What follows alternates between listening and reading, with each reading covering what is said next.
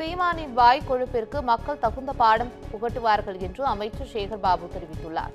திருமழிசை துணைக்கோள் நகரத்தில் 350 கோடி ரூபாய் மதிப்பீட்டில் புதிதாக அமைக்கப்பட்டு வரும் பேருந்து நிலையத்தின் பணிகளை அமைச்சர் சேகர் பாபு அதிகாரிகளுடன் ஆய்வு மேற்கொண்டார்.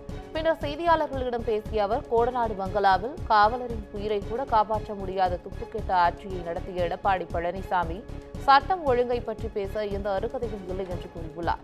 கருணாநிதி குறித்த அவதூறு பாடல் பாடிய சீமான் வாய் கொழுப்பிற்கு மக்கள் தகுந்த பாடம் புகட்டுவார்கள் என்றும் அமைச்சர் சேகர் பாபு தெரிவித்துள்ளார். காவலரை கூட காப்பாற்ற முடியாத துப்புக்கெட்ட ஆட்சி ஒரு ஆட்சியை நடத்தி கொண்டிருந்த எடப்பாடி பழனிசாமிக்கு சட்டம் ஒழுங்கை பற்றி பேசுவதற்கு எந்த விதமான அருகதையும் இல்லை. அவர் தொடர்ந்து வாய் கொழுப்பெடுத்து பேசி வருகின்றார். அவருடைய உயரம் அவருக்கே தெரியவில்லை. அவர் கண்ணாடி கூண்டிலிருந்து கல்லெறிந்து கொண்டிருக்கின்றார். திராவிட முன்னேற்ற கழகம் கற்போத்தை திரும்ப தாக்க வேண்டும் என்று நினைத்தால் அவர் தாங்க மாட்டார்.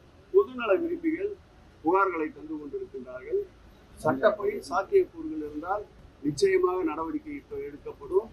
இதே பொருள் குறித்து அவர் பாடிய பாடலுக்கு ஏற்கனவே வருத்தம் தெரிவித்திருக்கின்றார் இறைக்கண் ஆக்க கொண்ட சீமான் அவர்கள். இதே வார்த்தைக்காக ஏற்கனவே மன்னிப்பு கோரியிருக்கின்றார். அதே வார்த்தையை திரும்ப பயன்படுத்துகிறார் என்றால் அரசியல் பார்வை அவரை நோக்கி திரும்ப வேண்டும் என்பதற்காக இந்த வார்த்தைகளை பயன்படுத்திக் கொண்டிருக்கின்றார். என்னதான் விழுந்து விழுந்து கொண்டாலும் சரி, அல்லது முட்டி போட்டுக் கொண்டு தவழ்ந்து வந்தாலும் சரி, இந்த திராவிட மாடல் ஆட்சியை